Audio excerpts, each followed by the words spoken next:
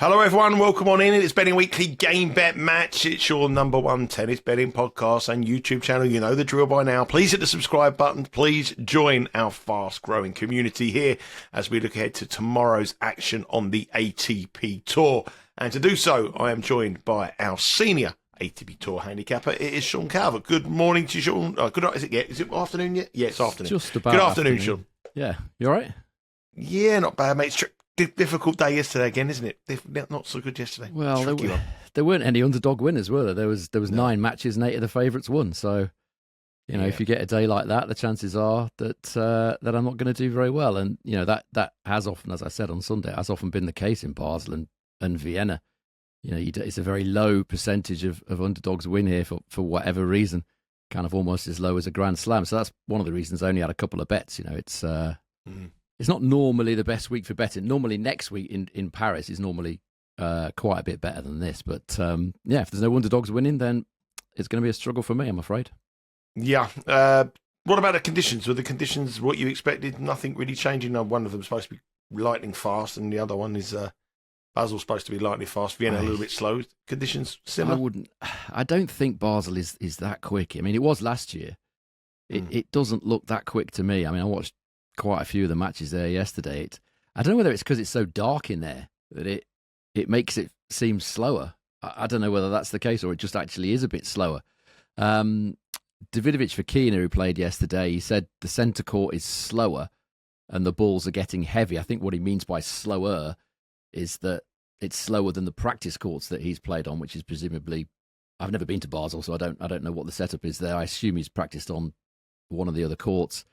He's saying that's quicker, the centre court is slower. That is often the case at these tournaments. Balls are getting heavy. You wouldn't really expect that in an indoor tournament, but that's what he said. The stats that we've got from qualies, decent pace from qualies, 82% holds, 74% first serve points won. That's basically more or less the same as the quali stats from last year. So on that, you would say it's reasonably quick. On the sort of eye test, it looks a decent pace. I just don't think it looks quite as quick as last year.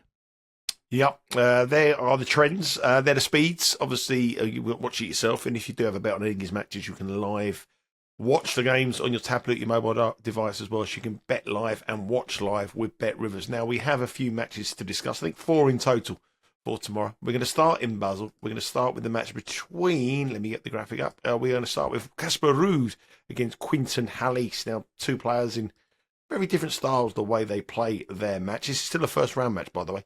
2-1, the head-to-head record in favour of Casper Ruud. No surprise, his last win was on a clay court in Estoril. But each one of these matches has been long matches, including the Australian Open in 2018, where Ruud won 11-9 in the final set, in the glory days when you can play long games in the final sets. But all of them have gone a distance. All of them have been quite tough matches. And if you're looking at the line here, the first one I look at is the totals here at 22.5. Spread's 3.5. Casper Ruud is a favourite at minus 530. Quentin Halys is plus 380. And you've got to remember that Casper Ruud is fresh here on the back of winning the tournament in Stockholm. Halys has come in as a lucky loser. He got beaten qualification, didn't he, against Bertola? Yeah, he was playing well, Basel. Bertola. Yeah, so he's been lucky, a bit fortunate. Not in the best of form, only 1 win from 5 matches indoors. But is it a good time to face Casper Ruud? It could be. I like to have little theories about these players this time of year, and it is a bit of guesswork with a bit of knowledge, if you like, thrown in there as well. You are getting this time of the year. There's only a couple of tournaments left for a lot of these guys. You're kind of thinking, what have they got left? I mean, you could say Ruud's got stuff to play for, but he won Stockholm, which is something that he's been trying to do for ages. I just wonder whether he's had a couple of low alcohol beers or something after that Stockholm win. Because he said, "I'm going to enjoy it now. It's been a little dream of mine to win here in Stockholm." Now, for me, that suggests that he's had a bit of a celebration. I mean, I could be completely wrong about this. There are other factors at play in this match than that, but I just wonder whether he's I think he can qualify for the Tour finals, but he's got to win an absolute ton of matches and hope that a load of others lose. I don't think he realistically thinks that's going to happen. I'm just not sure about him. I think that's the first factor. I mean, Davidovich talked yesterday about struggling to adapt to the different conditions between Brussels and Basel.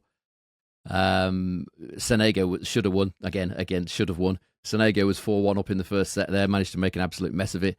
And Ruud is having less time to adapt from Stockholm. Yes, he's got a slightly later start.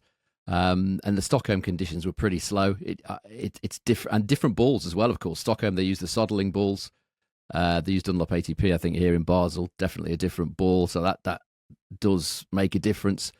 I mean, Casper Ruud's playing great. I mean, if you're just looking at this on form, you can sort of see why Ruud's minus 530, but the situation here is tricky. He is playing more aggressively, Casper Ruud, taking more risks, particularly on the backhand side. That's helped him on indoor hard. On form, he should win this match, but it's been a tough matchup for him in the past, as you said. The head-to-head, 2 very, very tight wins for Casper Ruud. Only 7-6 in the final set on relatively slowish clay in Estoril. And over the course of the 3-match series, I know they were a few years ago, but it's Halys 103-97. Halys leads the service points won and return points won totals over the course of the 3 matches. Halys winning 85% of first serve points against Ruud. Ruud winning only 30% of return points. And remember, one of the matches was a long one on clay. Casper Ruud's actually never faced any of the big servers in my database at main level on indoor hard. He has beaten Riley Opelka a couple of times in very, very slow conditions in Laver Cup, but he's never faced any of them at main level. And he still does have a losing record, 7 wins, 8 losses against the big servers in my database on outdoor hard. So there's a question mark about the matchup. There's a question mark about the kind of mentality that Ruud will bring into this.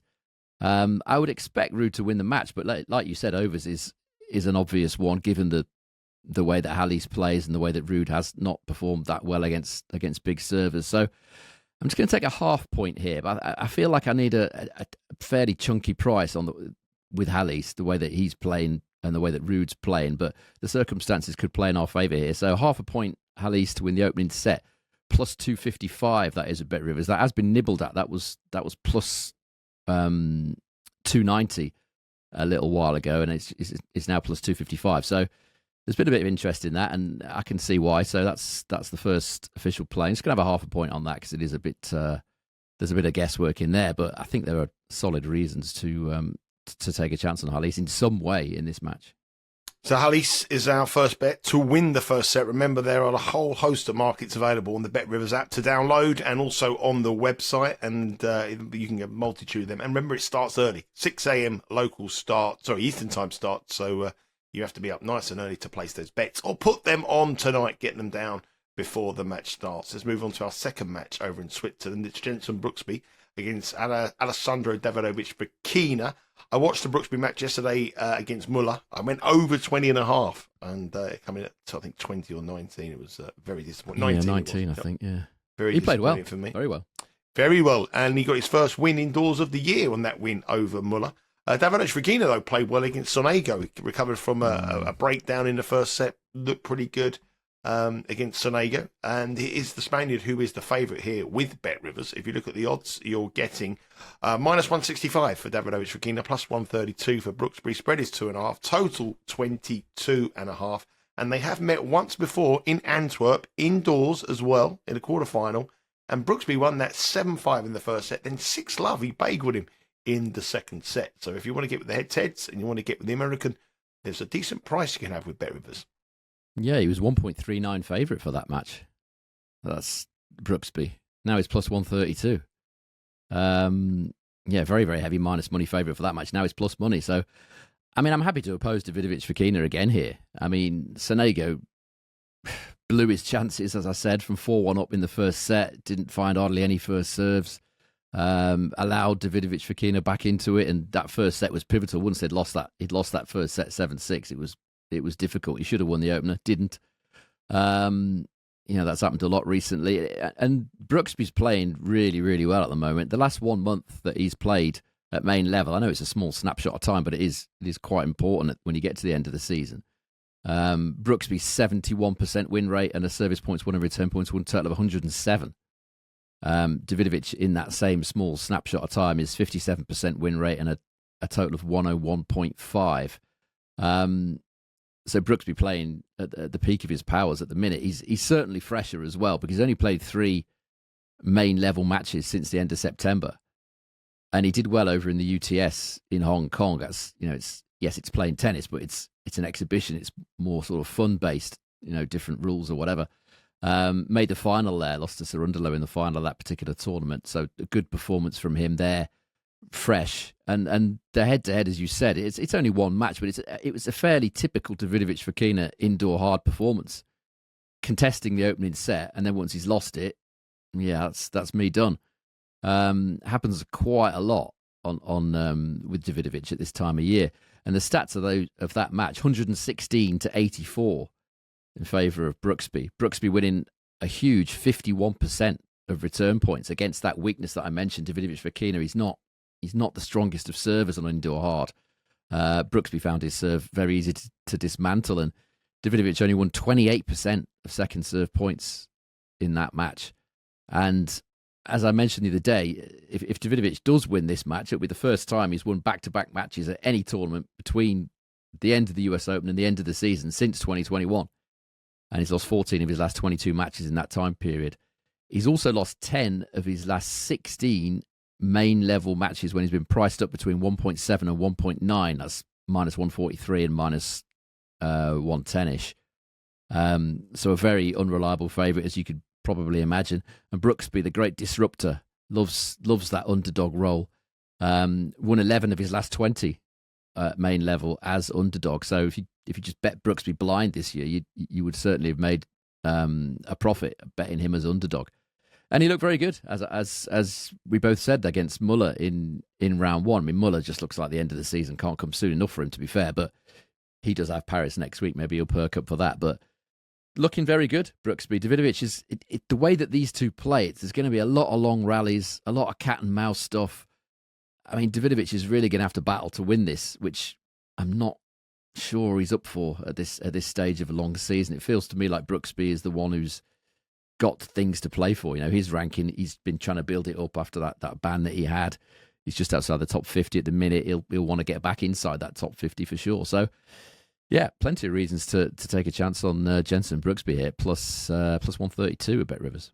He served very well yesterday. Really was impressive on his serving stats. Plus 132 against Alejandro Davidovich Fokina. That is our second official play and our final match for tomorrow in Basel in Switzerland. Remember, if you do like what you're hearing on these shows, subscribe to the newsletter. I keep asking you to do it, and it's very important we do because it's a way of reaching out to you, giving you some extra content as well. And we can see the content and see who's enjoying it. So please subscribe to that. It's free. It's bettingweeklystudios.com. The Insider is out on Friday as well, which is our more in-depth breakdown for the weekend action. And the newsletter comes out every Monday. Lots of tennis in there as well, so please subscribe to that. Okay, particularly cough again. Let's move across to Vienna, where we have 2 matches. Conditions in Vienna. Last year, I watched a bit of Vienna yesterday. I thought it was a little bit quicker than just from the eye test. I thought it was a little bit quicker. Don't know what you thought. For me, it looks more or less the same. Right. Again, they replayed quite handily. They replayed the final when they were waiting for a match to start. They replayed the final last year, Draper against Kashanov, and having just watched a match and then watching that Draper Kashanov, it doesn't look any different to me. It's the statistics I've got from qualies, 80% hold, 72% first serve points won. That's more or less exactly the same as qualies from last year. So again, it looks an all right pace. I'm just watching it on the screen here. Misilic and Ugo Carabelli, probably not the best to watch. Ugo Carabelli, he's not going to give you much in terms of court speed, but it looks very, very similar. I don't think they've changed it much, to be honest. Well, we have 2 matches for you to look out for tomorrow, which we're going to discuss. Damir Dzumhur up against Corentin Moutet. Corentin Moutet has been in great form in recent weeks, but he must be absolutely exhausted. Got to the final against Medvedev in Almaty. He reached the semi-finals, I think, prior to the semi-finals in Hangzhou. Had a good Davis Cup as well. And he came in Dzumhur, who's had 2 qualification matches here and good wins of Vukic and Quinn. But it's the Frenchman who is the favourite with Bet Rivers. He is minus 182 on the money line, plus 145 for Dzumhur. Spread 2.5. Total here is 22.5. They've met twice before, 1 win apiece, both on clay. This year in Santiago, Dzumhur won pretty easy, 6-2, 3-6, 6-2. And in Rome on clay, Moutet won 6-1, 6-3. But Moutet, good form, Sean, but he must be shattered. He's got to be. He's got to be. This is another one based on a theory. I mean, I'm sure people will criticise them, but you've got to look for an edge somewhere, and I just wonder what sort of effort we'll get from Moutet here. As you said, he just lost a really grueling final to Medvedev, in Almaty, and a physical battle. Every match with Medvedev is a physical battle. Every point is a war, and he's lost in the final set of a final, which is obviously going to bring him down a little bit. He'll be fatigued, and now he's got to play Dzumhur. This is going to be another physical battle. Lots of cat and mouse rallies, neither of them blessed with a particularly great amount of power. This will be an absolute grind. And the other factor is that Moutet has got his home Masters next week. He's from Paris, Corentin Moutet. You would think that if he's a little bit fatigued, which he's entitled to be, the amount of tennis he's played, you would think that a slightly lesser effort here and save himself for Paris would be sensible, you would think. And he's played a ton of tennis in recent times, Corentin Moutet. He's played 64 matches already this year. That's more than any completed season he's played since 2019, when he played 67. So he's going to beat that as well. Presumably he's going to beat that as well. We'll be very close to it. So he's played more tennis than he's used to in the last sort of 5-6 years. He's played 13 matches since the US Open, in tough conditions as well. He's on the Asian swing, over in Almaty there as well. And Dzumhur's only played 9 in that same period of time. So less matches that Dzumhur's played. Dzumhur, I don't think will be that bothered about Paris. He hasn't played it since 2019, Dzumhur, and he hasn't won a main draw match there since 2018. So you would think, having qualified here, his priority would be this, rather than a tournament which he hasn't played for ages and he doesn't do that well at anyway. It's normally on the livelier side in Paris. It's somewhere he's not done particularly well. And he's been playing great. He was very unlucky, well, not very unlucky, but unlucky to lose in a final set tiebreak to the eventual champion, Felix, over in Brussels last week. Then he beat Vukic and Quinn, 2 players that have got more power than him so far in qualies here in Vienna. So he's in good form. Beat Moutet in a match I remember very, very well, because I'd bet Moutet for the tournament over in Santiago, and Dzumhur beat him. There was a problem with the electricity. The lights kept going off.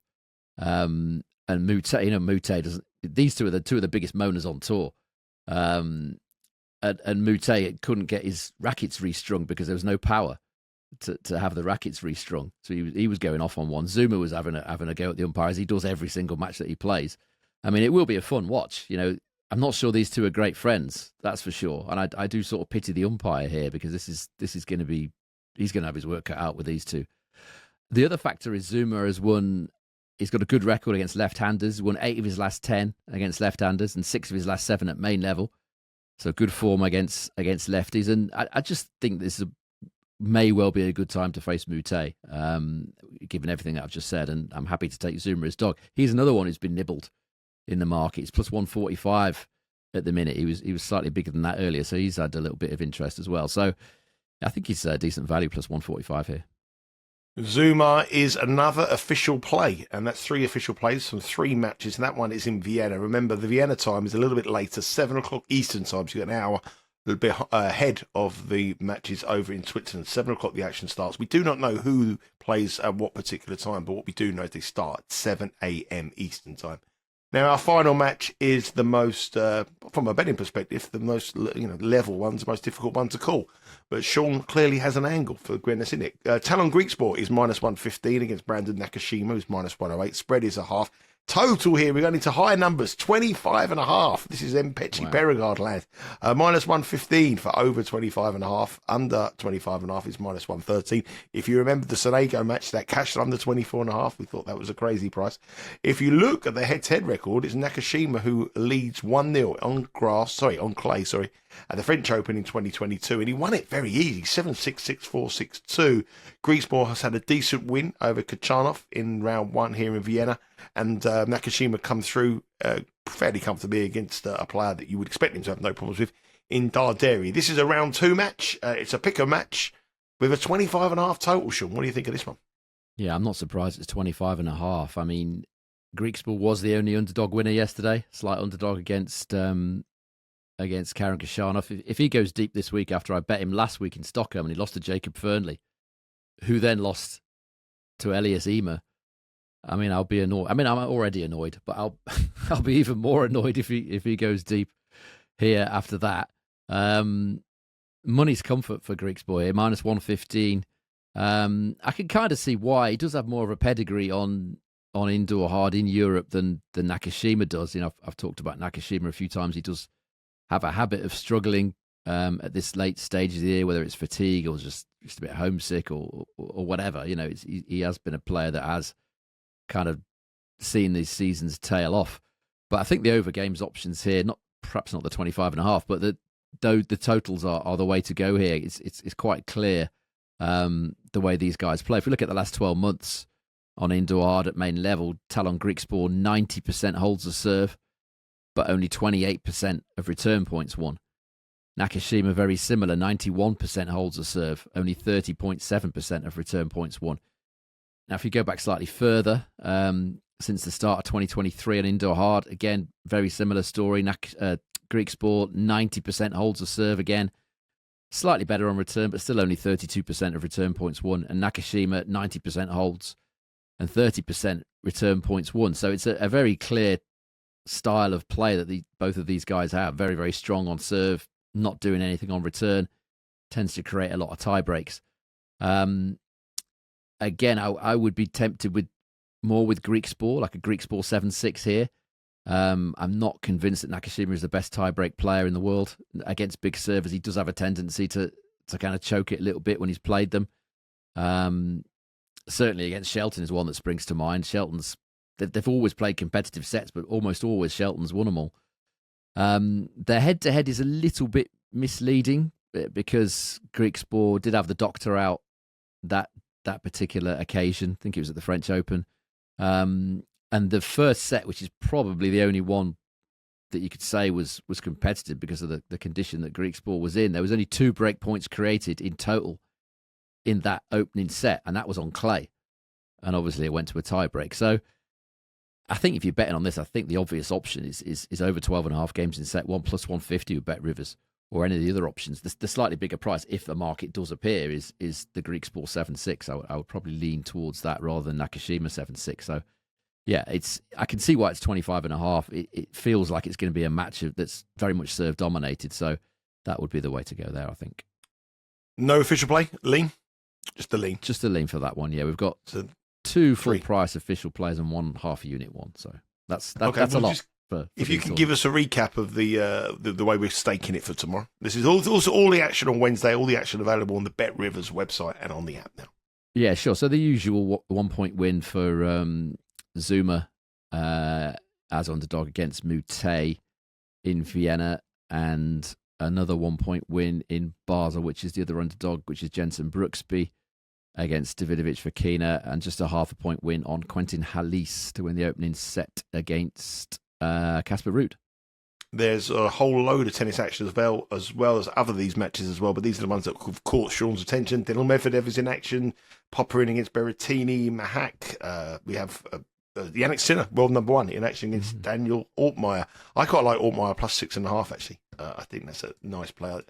They played the other week 6-3, 6-3. I quite like. I think that might be a little bit of a test for the world number 1. Yeah, it's clearly the case that Sinner is feeling something because he's withdrawn from the Davis Cup, hasn't he? And I think that's played in Italy this year, isn't it? I think it's in Bologna. It suggests that he wants to do what he wants to do and get the season wrapped up. So, yeah, it wouldn't surprise me if, Altmaier is a kind of guy I feel like he does play a bit freer, a bit more relaxed against some of the big names. He's not expected to win. A lot of guys play that way. So, yeah, that wouldn't surprise me at all. And remember, the action starts at 7 a.m. over in Vienna. It's Eastern time, and 6 a.m. over in Basel. And the action continues here on the Benny Weekly Studios. We have a Benny Weekly Live today at 11 o'clock Eastern time, looking at all the Champions League action today and tomorrow as well. Champions League, Europa League on Thursday, and the Premier League on Friday. All covered at 11 o'clock Eastern time. Benny Weekly Live as well, stateside, is at 5 o'clock Eastern time, where Doug Kazarian and Mike Carver break down all the American action as well as Betting Weekly Tennis Live, which is at 1 o'clock Eastern Time as well. We have you covered here. Myself and Sean will be back tomorrow with more picks over in Basel and Vienna. But for now, that is it. Good luck with your bets tomorrow, Sean. Good luck, everybody. Please turn and hit the subscribe button. Subscribe to the newsletter, bettingweeklystudios.com. Have a good day, and we'll speak to you all again tomorrow.